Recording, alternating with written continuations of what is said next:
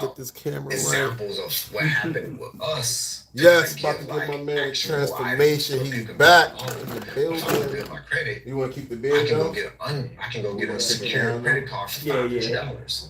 And then I can start there and I can just build it up and pay the payments. And if I pay my payments on time for 6 months, now it become $1,000, but it's unsecured. And now I can start from there. So I was just trying to create a playbook that you can just utilize and it don't feel like it's not achievable.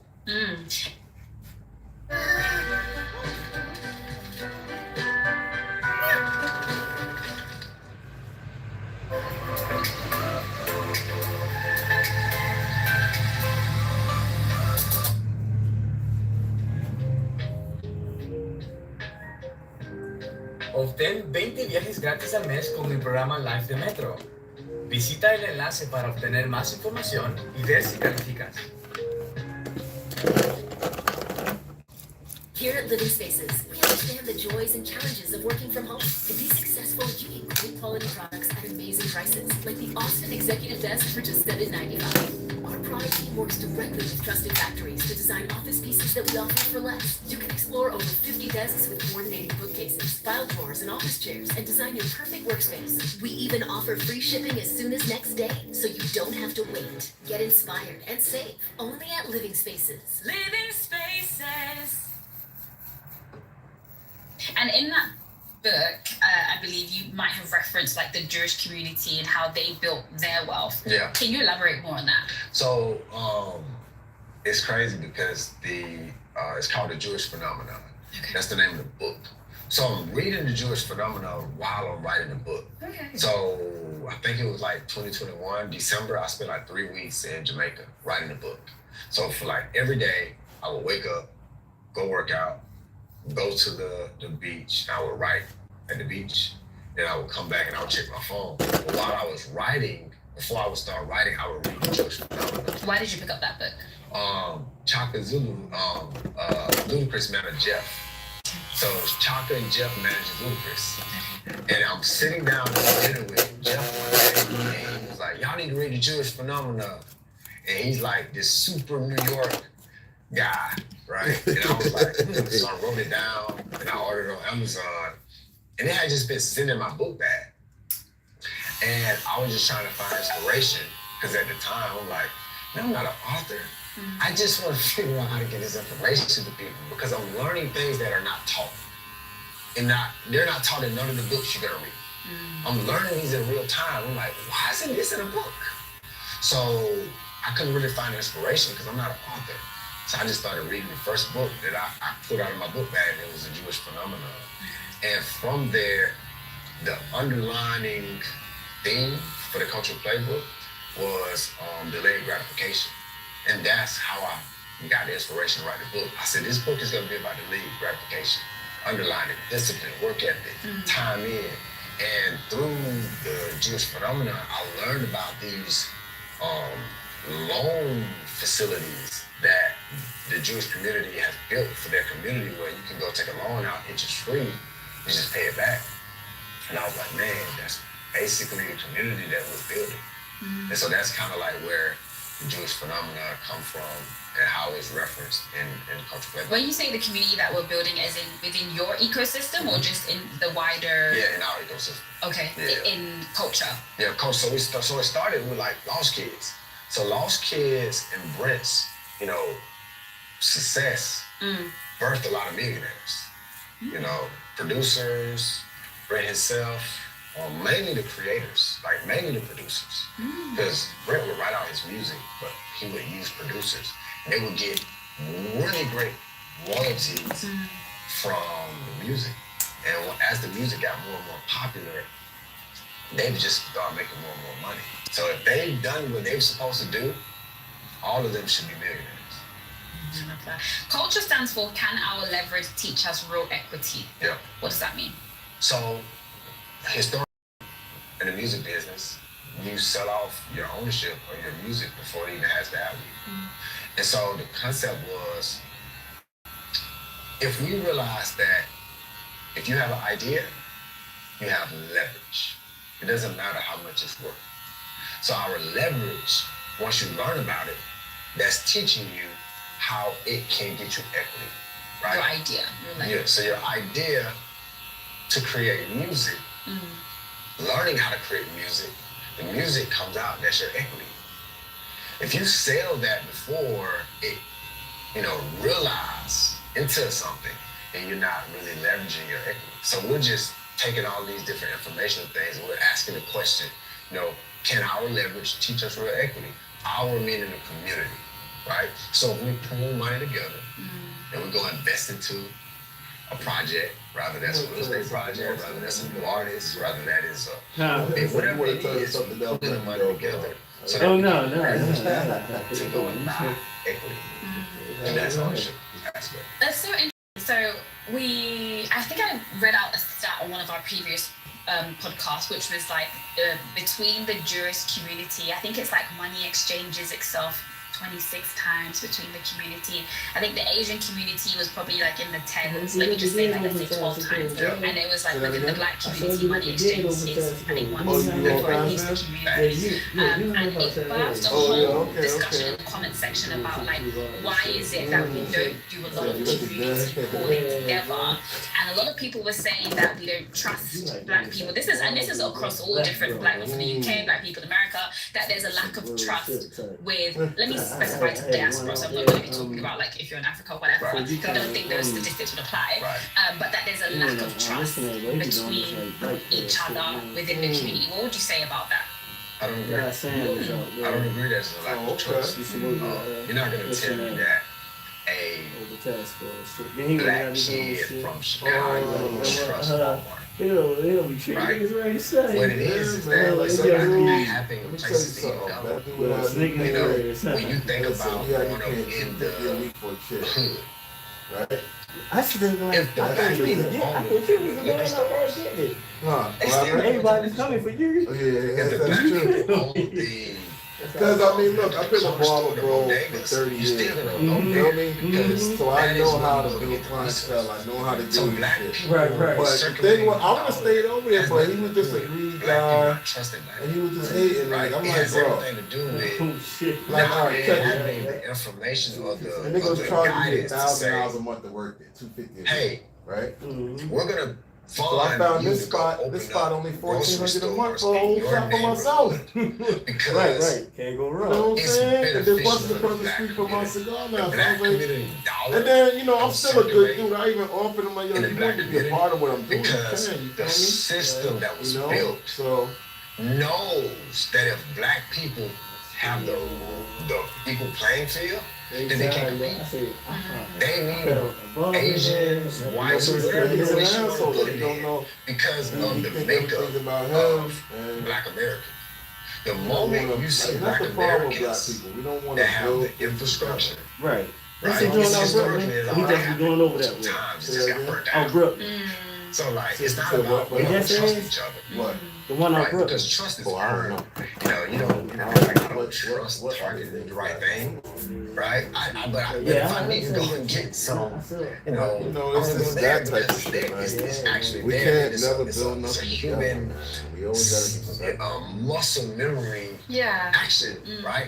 But if when I was staying, You know, growing understand, up that's before, what you lead. That's because your I grew up thing. in Georgia, They and came I to went the to circle high like, school in Atlanta, but bro, must be elementary over there doing school, something I wrong. was in People a like, like everybody like. No, like I said, like, it's just that with me, with him, was it's black. just that he's just being greedy, Convenience store attached to the mechanic. It was black. The candy lady was black. Like we would buy from black people. You know what I'm saying? The Everybody come nightclub over was there. black. They want to So do it it. wasn't about we didn't trust Oh nobody. yeah, I ain't going there. I ain't going there If we since wanted you to go and been get gone. some I ain't going food there. I ain't from going that there. was fresh, it was black people that I'm proud of that that. was Just look at now it. there was actually white people that did it as well, but we had the choice. That's a little young dude Black with the people dreads. grow up and as we develop, Yeah. we don't have a choice to So what pick about you? between You ain't the trying to Asian them up? bodega versus the black The owned guy that bodega came in there because it's only the Asian. fast. We don't have the choice to pick Working between next the year. Asian nail Oh, he took him shop or the black woman nail shop because there was only the Asian nail shop. Yeah, about my height with So the after a dreads. while, you just get Yeah. used to it, and that's how sauce. you go and spend your money. I told I him to really come agree over with that here, because boy. I remember like reading up on the Yeah, discussion. It's I like, don't if know I'm where gonna go he get at, though. I don't in know the where UK, like if I'm gonna he go at to all. like the black. I wouldn't, we all call them black hair shops, but they're not black hair shops. They're not owned by, they're actually owned by Asians. But that's where we go to get our hair products. And we just, and it's also about convenience, right? Because someone could set up, some black person could set up some online thing, but if I have to go and order and it's going to take 10 days, and I can just go to the high street and it's there, you are just going to go for that. So, but I think also what I like about what you're saying is that you are doing that, right? You are pooling the resources together. You're showing that black people can trust each other and build those things together. We just have to do it. Yeah, 100%. Well, another thing that I really want to touch on, so with everything that you have said, if speaking about like, obviously you've mainly spoken about artists, but you're also talking about sports people, and I want to come from more of a creator's perspective, right?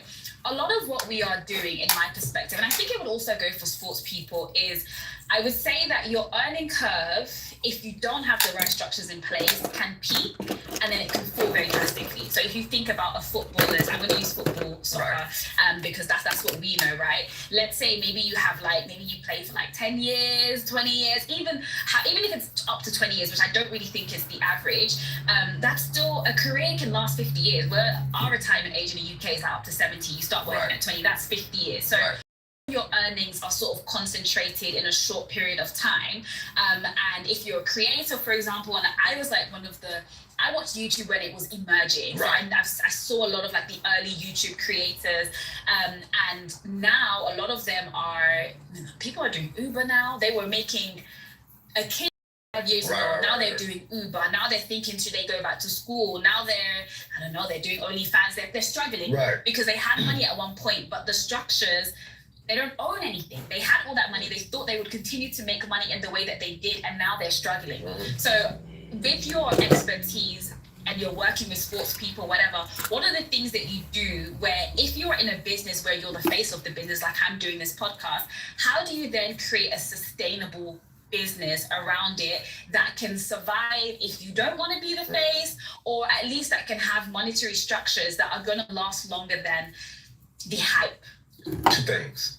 First is discipline. Second is your overhead.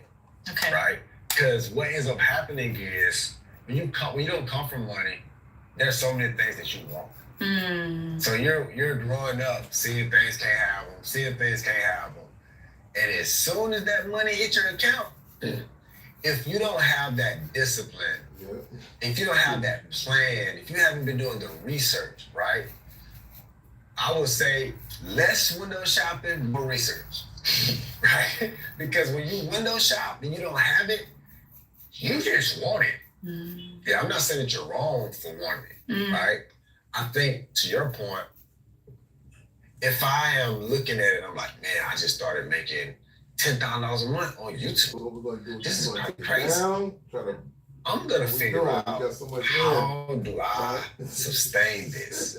Because when we think about Keep it like that. I want you to like take you it just down. say, the average age is retiring at 70, and let's say you decide your big plan is like, I want to retire at 30. So there's 40 years of you figuring out what have you done from 18 to 30 to set you up where you can live a decent life for 40 years, before your retirement kicks in. Right. Right? Of whatever retirement else that you're gonna kick in or whatever.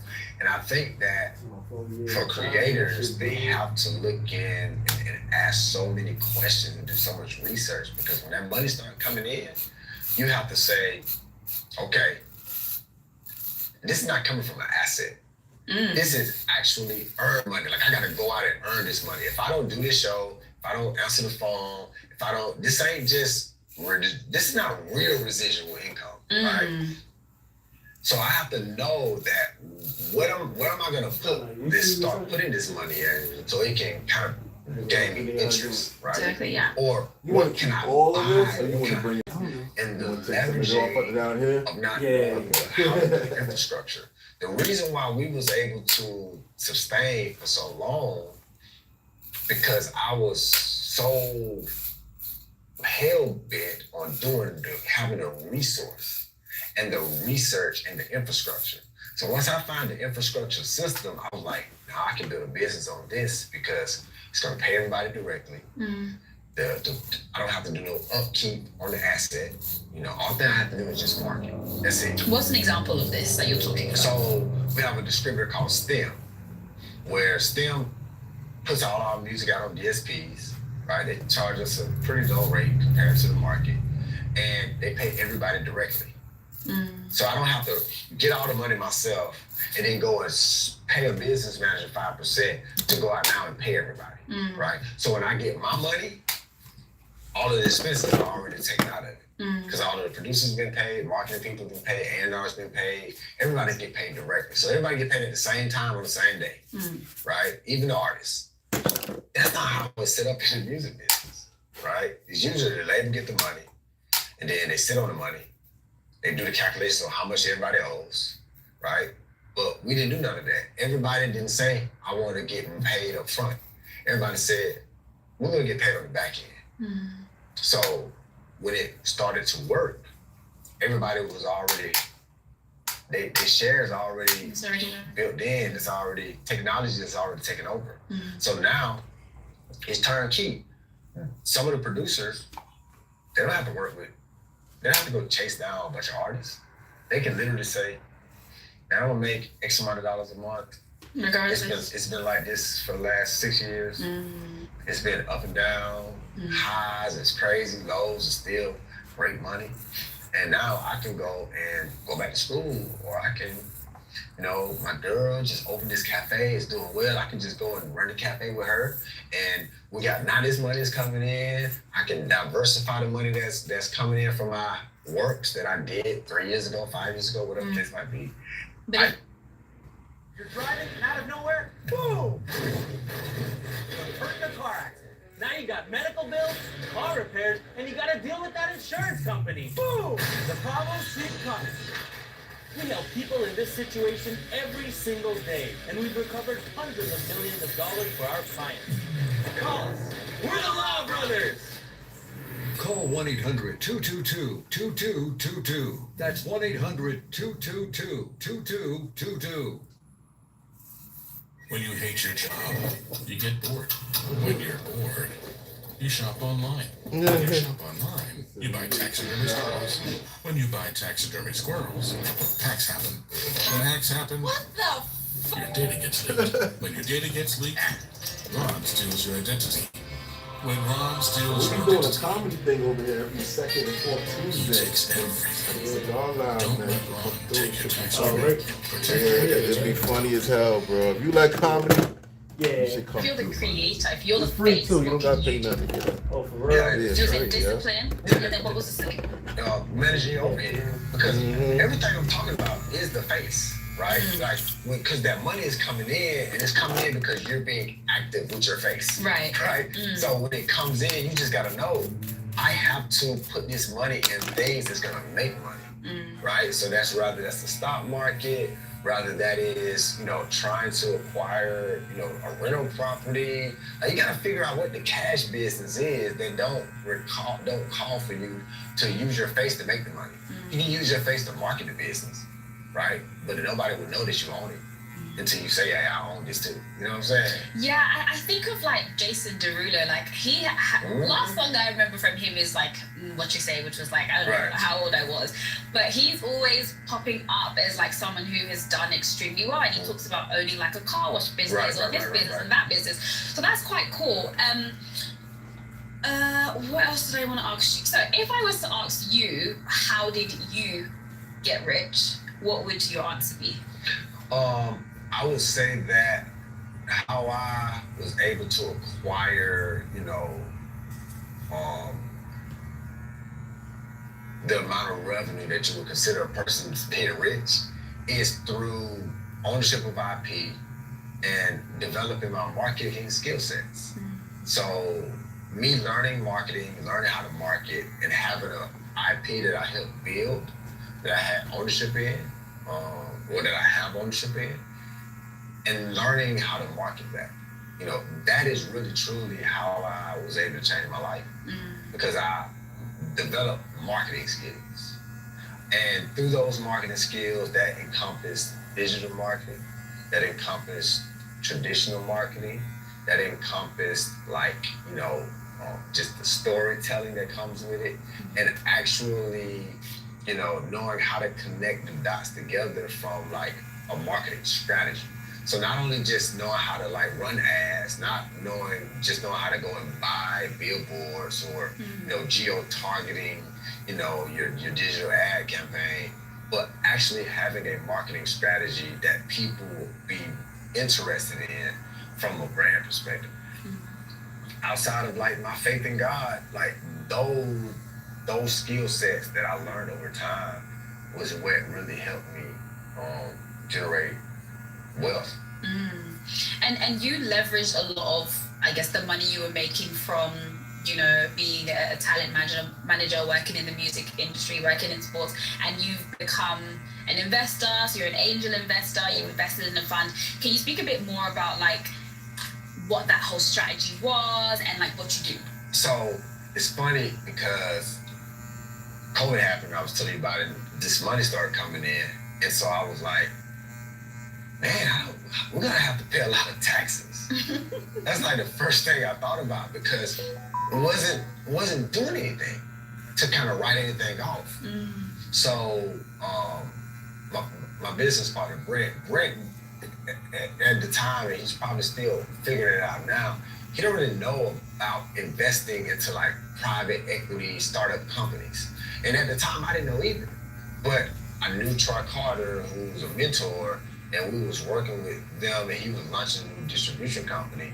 And I was like, man, I'll help put out music through the distribution company, but I really want to learn, like, I want to invest into companies, because here, when you invest into business to business, it's a dollar for dollar write-off. Okay. So, I would get like different pushback business partner and like people that, on his side, like, yo, you're making bad investments. And I'm like, you might call it a bad investment, but really these are tax write-offs that can turn into a good investment. So bad investment, okay, that's an opinion because the company is building, but today it's a tax write-off. So you look up and you're like, we're gonna have $1 million that's gonna transfer over to our personal taxes. What do we do with this $1 million? Because that $1 million is gonna get taxed, and at the time we was in LA, that $1 million is gonna get taxed at 49% almost. Oh. So I'm not finna pay 49% on $1 million. You crazy? So I would go and I would start investing into these startup companies. $10,000 here, $25,000 there, $50,000 here, $100,000 there, because there was a dollar for dollar tax write-off.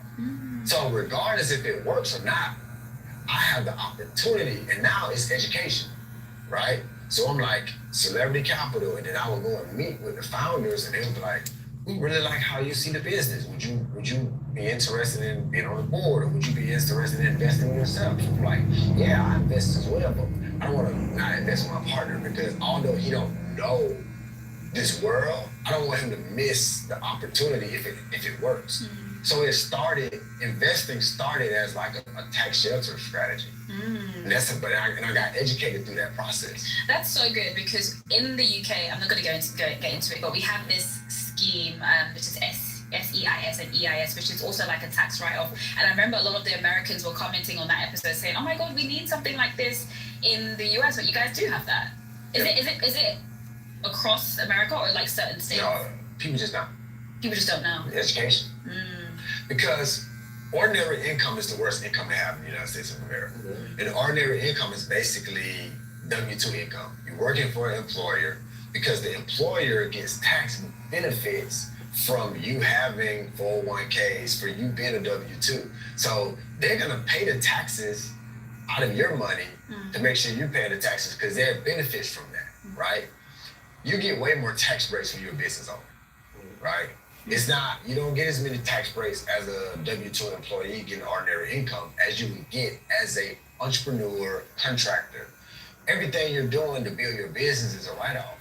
So if basically I'm stimulating the economy. If I'm taking money that I'm making from one of my businesses and saying that this is a business and it's a startup business, I'm getting a write-off from investing into that business.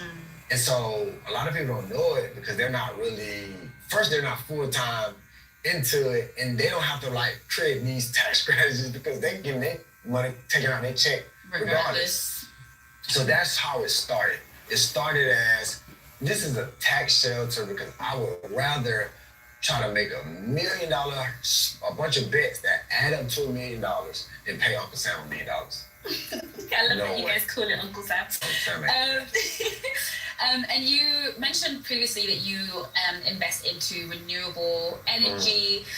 Can you talk a bit about that? I think I liked it because it's to me anyways, it's an unsexy thing to investing. So how did you get into that? What's that about? So once again, I'm investing money into just trying to save on taxes. And then I meet this guy named William through actually a guy named Jimmy that works at Spring Hill. He introduced me to a guy named William, and William at the time they was raising money for this new venture firm that they were building called Overlay. And I was like, I'm looking at how much money that potentially we could sell in the tax. I'm like, I can invest into that. So once again, the investing started from a tax strategy, but then I was like, man, this is interesting. You're meeting these founders, these bright young men and women, they're like trying to go out and create these different ideas. And so with Overlay, it was like, we're gonna be investing to futures businesses. And the futures businesses for them was renewable energy and waste management. And I was like, man, so one of the first investment they had was, it's a company called Terra, and it's cement replacement. You know, reducing the carbon, hydrogen, and CO2 in the atmosphere by using these different substitute, elements for cement. I was like, this is cool. So I invested like 10,000. They only had like 10,000 left that they needed. So I invested 10,000 in that. And I was like, man, this is pretty cool. And then they introduced me to a few other things. And then I was like, yo, we're gonna raise money for the firm if you want to invest into the firm as well. And so that was like me learning like how that business went. And their main thing that they do is renewable energy. And you mentioned that you were also using the community's funds to invest, or can you speak a bit more about that? What's that about? So what I would do is I would say, and the community was just really the producers, the songwriters, our executives. I would be like, hey, we're gonna invest into this company called Seed, right? Which has blown up. And I said, so I pulled together about 70,000. It probably end up being more than 70 because that's just how much I pulled together for the investment we made. No. So total, it was probably about 85,000, right? But it was like 50,000 from this entity, 10,000 from this entity, 10,000 from this entity, 10,000 from this individual who's within the community.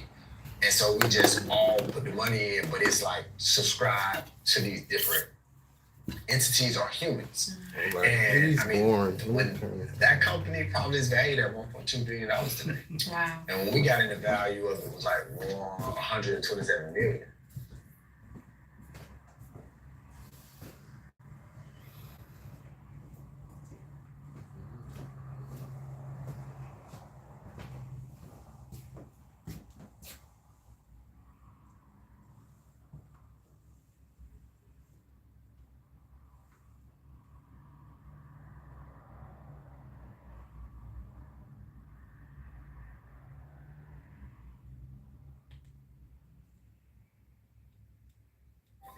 Your business is only using 20% of its data. You could put the other 80% all over the place.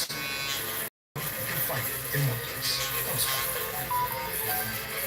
All the data makes all the difference.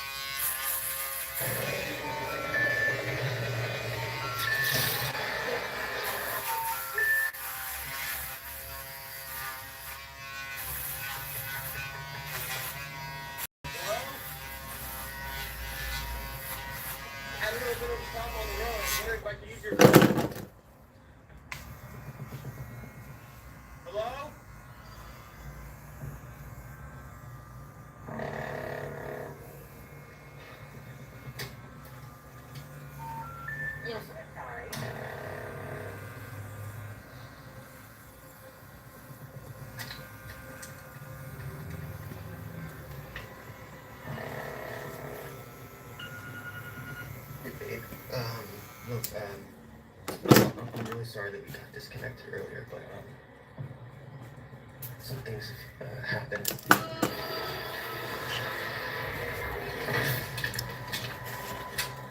I'm in like a seriously messed up situation right now.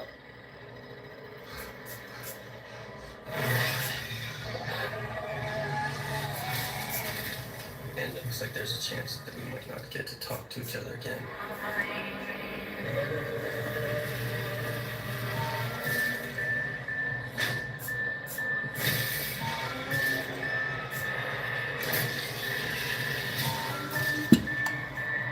I just wanted you to know.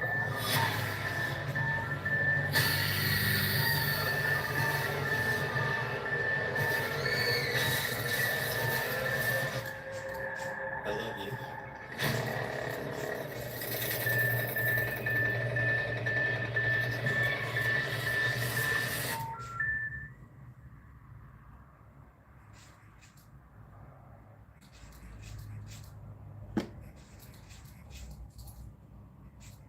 This right here made me $400,000 last year, and I make it out of my house. It all started with my pop-up shop right in front of my home. I know it sounds crazy, and most people think you need a restaurant, investors, or some big marketing budget to build something like this. But I didn't have any of that.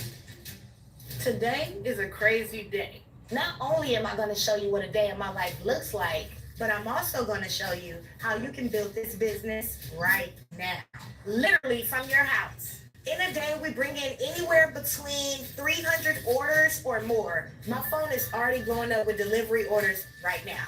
Pick up for AV? Yes. All right. We got to get going and go get supplies. I have about 5 hours before we open. Let's go. Okay, so we're here at Payless Foods, and we're gonna go get Fun Diggity Funnel Cake Mix, and I'm gonna show you everything you need to make this at home. Fun Diggity Funnel Cake Mix is an easy at-home mix that you can make in under 10 minutes. We really took the time to highlight our actual funnel cake. So this isn't clip art. I actually hired a photographer to take pictures of the actual funnel cake so you know exactly what you're getting. The process for getting into this store was very difficult. I'm a self-taught entrepreneur. I just literally made as many cold calls as I could until I got the right person on the phone. I did a demo, in-person demo, and showed them exactly how it works, and they were sold from there. We've been in this store for 2 years now, and so it's really been taking off, and it's constantly selling off the shelves. And what's really sweet is everything you need to make Fun Diggity Funnel Cake Mix will most likely all be on the same aisle. So here, we'll grab some powdered sugar, and the best oil to use is either vegetable oil or canola oil. Today, I'm gonna go with vegetable oil. Okay, now let's go get some fresh fruit. The unique and fun thing about making funnel cakes at home is that you can customize it exactly how you want. So whatever toppings you enjoy, make sure you put those on top of your Fun Diggity funnel cake. You have to be a good fruit picker, right? We want to get the best quality strawberries. Also, what makes Fun Diggity unique is that we focus on the presentation, texture, and taste. The consistency we've had over the past 10 years has made us #1 in LA for funnel cakes and a top seller on TikTok Shop. And lastly, I can't eat a funnel cake without some whipped cream. So let's grab some whipped cream. And today, I think I'm gonna go with the dairy-free whipped cream. So no matter what restrictions or dietary needs you have, customize it and make it your own. Fun Diggity became a business over a hobby to me.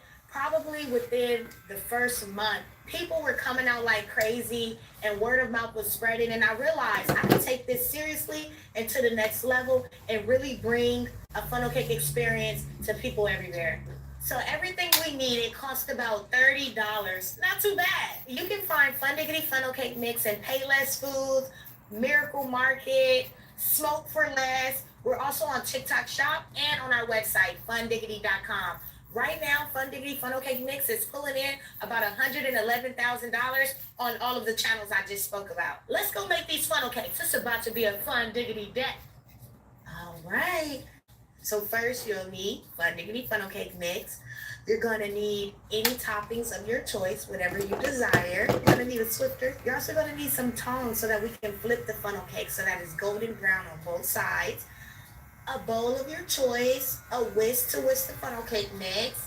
And there are 3 different ways that you can achieve perfect funnel cakes. The first is by using a funnel. So one of these funnels is the perfect and ideal way to help you draw that funnel cake. And we're gonna get to that process next. Or you can use a squeeze bottle, and this will allow you also to draw and control the mix as it comes out. And lastly, you're gonna need something for water. Our mix is a complete mix, so all you need is water to add to the bag. So each bag makes 8 to 10 funnel. How we looking today on the Saturday? Today I'm only gonna use enough just for 1 or 2 funnel cakes. We're not gonna go overboard, and we're just gonna stick the bag back together and save the rest for later.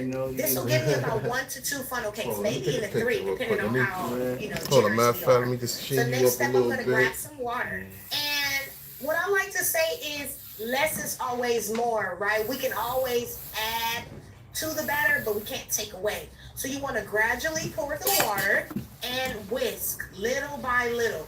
We're going for a consistency that is smooth. Normally for 1 to 2 funnel cakes, you can use 1/3 cup of funnel cake mix to 1 cup of water. Here I'm just eyeballing it because I've mastered funnel cakes at this point, and you will too. So this is the consistency that we want. We want it to be smooth but not runny.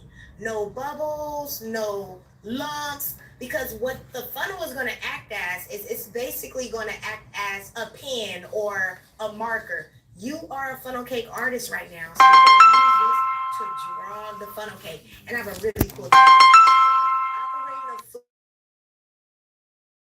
and it stands for Micro Enterprise Home Kitchen Operations. And this is just, and it stands for Micro Enterprise Home Kitchen Operations. And this is just for California, but definitely check with your local area to see if they have this program or program similar to. Say that again? What's your number, right? Say that again? I said just use your number, right?